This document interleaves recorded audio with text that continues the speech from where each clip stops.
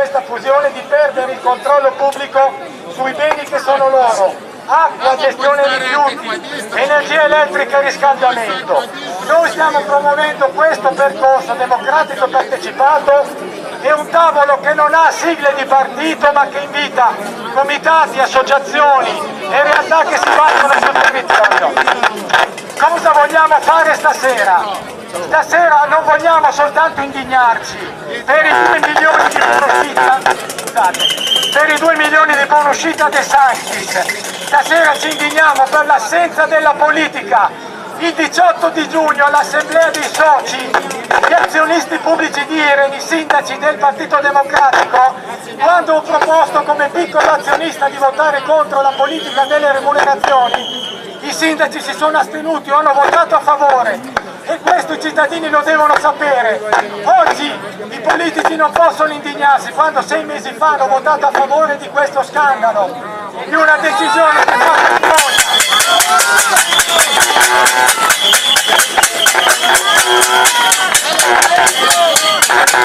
Allora,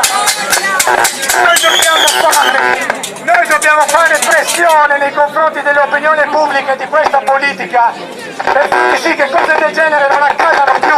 Se il controllo deve essere davvero pubblico, se il controllo pubblico, l'acqua e la gestione dei rifiuti devono restare nelle nostre mani. Non possiamo pagare 113 milioni di euro per riottenere un servizio che era nostro. I cittadini devono sapere che per ripubblicizzare l'acqua Iren chiede 113 milioni di euro e nessuno osa mettere in discussione questa cifra. E intanto i cittadini restano al freddo se non pagano le bollette per morosità incolpevole. Questa è una vergogna.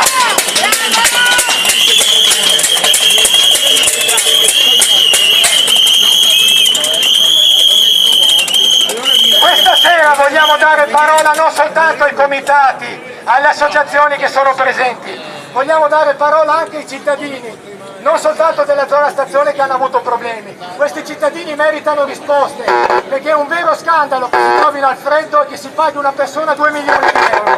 E dopo daremo la parola anche a loro.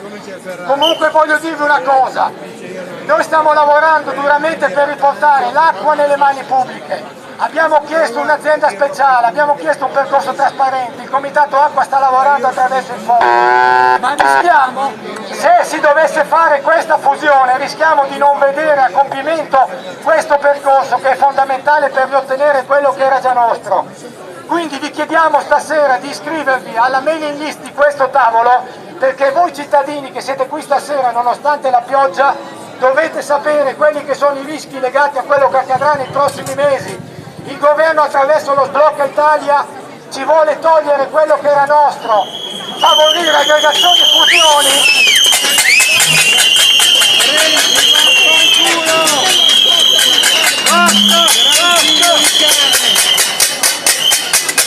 E vi chiedo anche che questa sera siano chiare le responsabilità politiche di quello che sta accadendo, perché la creazione di Iren non è stata un'operazione economica, è stata una scelta politica ben precisa che ha voluto l'ex sindaco di questa città e oggi il sottosegretario alla presidenza del Consiglio. I cittadini lo devono sapere.